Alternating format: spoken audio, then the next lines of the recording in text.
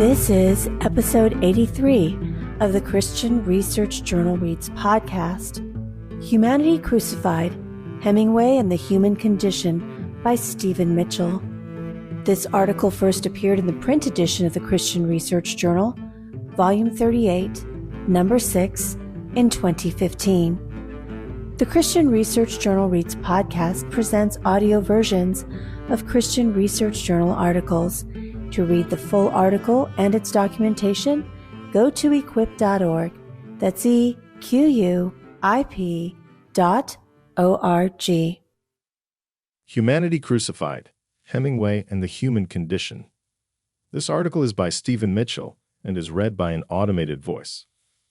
An old man is a nasty thing, says the young waiter in Ernest Hemingway's short story, A Clean, Well-Lighted Place. He wants to go home to his wife, but an old man who drinks in his cafe until the early morning hours is preventing him. Another waiter, much older, is thankful for the cafe and respectful of the old man drinking.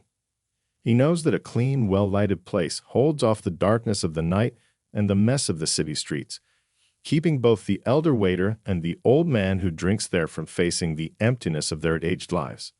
The young waiter understands nothing of what the other two dread. Confident that a night of passion awaits him, he cannot yet feel his existential solitude.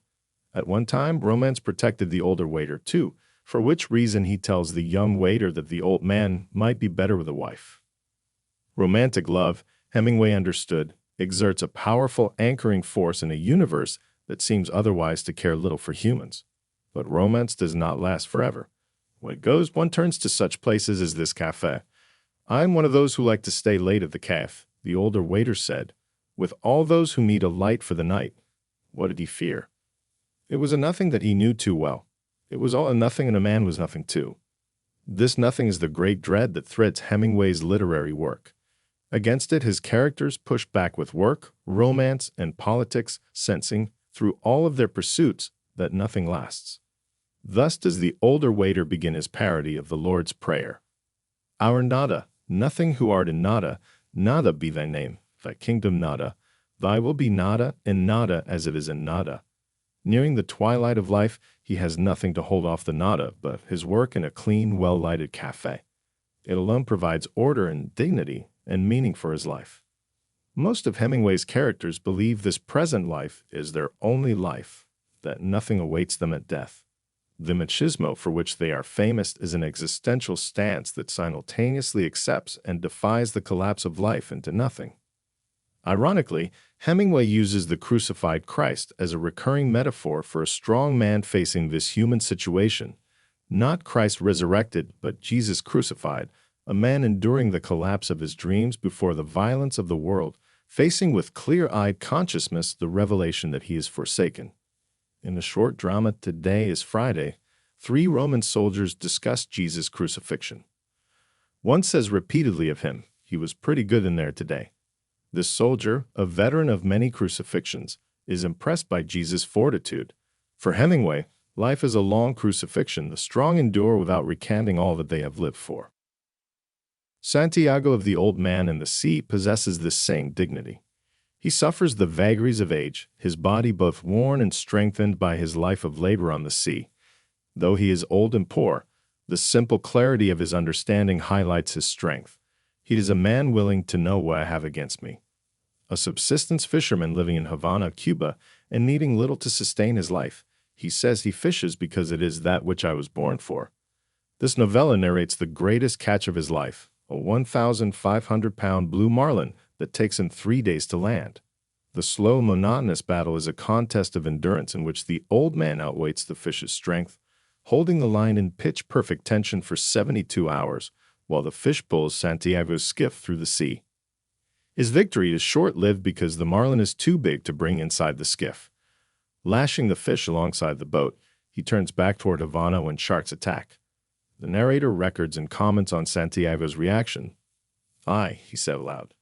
There is no translation for this word, and perhaps it is just a noise such as a man might make, involuntarily, feeling the nail go through his hands and into the wood. Although the allusion to Christ is clear, Santiago is a feudal Christ, one who kills several sharks but cannot beat them all. They strip the great marlin of its meat, leaving Santiago to row into port with only the head and skeleton of the fish. As evidence simultaneously of victory and defeat, the skeleton demonstrates both what a man can do and what a man endures. For Hemingway, in futile struggle alone do humans transcend the world. The futility of human life may, however, visit a person long before old age, especially if he or she experiences the violence of war. As an ambulance driver during World War I, and as a reporter during the Spanish Civil War and World War II, Hemingway witnessed war firsthand. Several of his most important novels explore the physical, relational, and spiritual damage that war inflicts on humans. In The Sun Also Rises, Jake Barnes returns from World War I with a physical wound that leaves him sexually impotent and a spiritual wound that leaves him alternately stoic and cynical. Of his acquaintance Robert Cohen, he says, "I mistrust all frank and simple people, especially when their stories hold together. Yet despite his sexual impotence, Jake is, in many ways, the most virile member of his group, all of whom, himself excepted, are sexually adventurous. Their sexual indulgence, their vast consumption of alcohol, and their lives as expatriate wanderers, voyeurs really, who visit the bullfights of Spain for the pseudo-religious anchor this ancient art provides, belie their existential impotence. They look on, but they do not participate. Jake resists, fitfully, such impotence." Reflecting on how frustrating his, necessarily platonic, relationship with Brett is, Jake says of this world, "I did not care what it was all about. All I wanted to know was how to live in it. Maybe if you found out how to live in it, you learned from that what it was all about." Bullfighting interests Jake because the matadors face death. With courage, strength, and grace of movement, they make something beautiful out of the aggressive and deadly power of the bull. Although bullfighters are always afraid, they best use their fear to shape the beautiful dance with death, which makes for life. Lady Brett Ashley, the woman whom Jake loves and who loves Jake, sleeps with nearly every man in this coterie of expatriates, not because she particularly enjoys being promiscuous, but because Jake lacks the potency to anchor her. Brett's problem is also existential. She is spiritually adrift, and Jake, having neither firm faith nor the ability to be sexually intimate, can do little for her except provide occasional comfort when her affairs come to an end. Though technically a Catholic, Jake admits he is a rotten Catholic, but realized there was nothing I could do about it. Life in the church has some residual appeal, but he lacks the faith to make it work. Fraught with images of humanity crucified but not resurrected, Hemingway's work depicts death limiting our power to establish a meaningful existence. At the end of the novel, thinking of the life she wants with Jake, Brett complains, "Oh, Jake, we could have had such a damned good time together. The old pairings have come apart. She can have sexual passion and she can feel love, but she cannot have both with the same man. As the old order passes away, the sun rises on a new and confusing disorder from which each person must eke out whatever personal order he can. In the general dissolution of meaning that follows World War I, both romantic love and religion lose their power to unite and ground two such souls. Thus, isn't it pretty to think so?" remains the only reply Jake can make to Brett's complaint. The characters in A Farewell to Arms fare little better. This poignant novel chronicles the love of Frederick Henry, an idealistic young American who joins the Italian ambulance corps during World War I, and Catherine Barclay, a young British nurse who cares for him when he is wounded.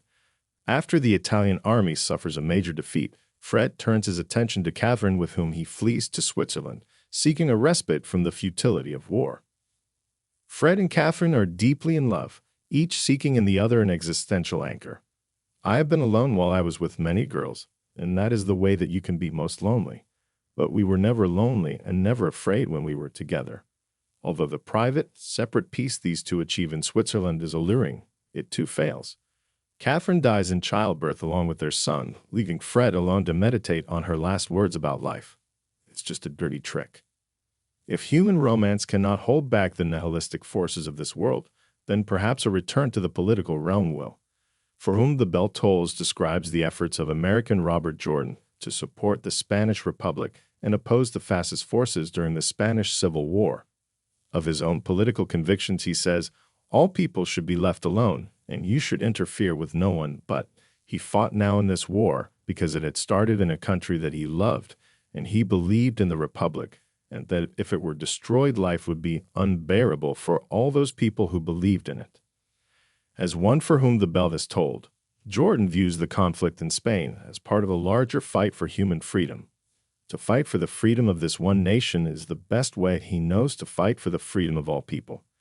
Thus does Hemingway use the line from John Donne's Meditation 17 for his title, "No man is an island, entire of itself. Every man is a piece of the continent, a part of the main. Any man's death diminishes me because I am involved in mankind, and therefore never sent to know for whom the bell tolls. It tolls for thee." Jordan's conviction that he is justifiably concerned with the political struggles of the Spanish people is a profound and problematic stance.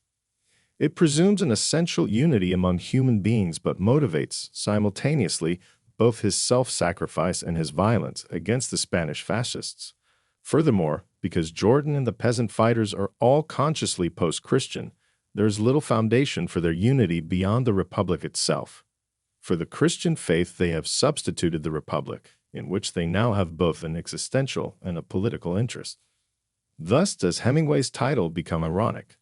Donne's claim that the bell tolls for all men is grounded, explicitly, in his belief that all humans are bound together, first as creations of God, next as members of the redeemed body of Christ. His meditation asserts a unity more profound than political unity, based on his understanding that even his enemy is his brother precisely because he is a son of God. Now, however, Jordan and his fellow fighters seek unity in a secular political endeavor. Not religious faith, but the struggle for a secular polity anchors these human actors. Unfortunately, as the defeat of the Republic shows, this anchor does not hold. Hemingway's work demonstrates that this world leaves each human, ultimately, alone. Fraught with images of humanity crucified but not resurrected, it depicts death delimiting our power to establish a meaningful existence. Thick with the futile efforts of humans to transcend their condition, it conveys his sorrowful suspicion that neither romance, nor politics, nor manly machismo can anchor the soul either in or beyond this life. Had Hemingway been able or willing to take one additional existential step, he would have discovered, as his contemporary Auden did, that the Christian faith meets us just where death leaves us. For nothing can save us that is possible / we who must die demand a miracle. The resurrection is that miracle, the only hope of a crucified humanity. Thank you for listening to another episode from the Christian Research Journal Reads podcast, which provides audio articles of Christian Research Journal articles. If you go to equip.org, you will find a brand new article for the Christian Research Journal published weekly. In addition, please subscribe to our other podcasts.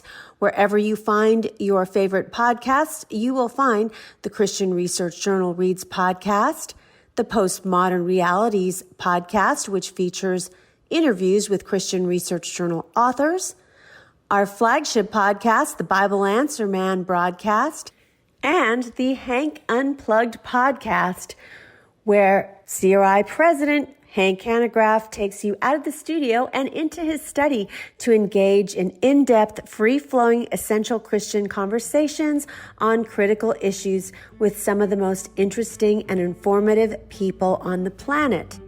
At equip.org, you will also find a lot of resources to equip you, including many thousands of Christian Research Journal articles. That's equip.org.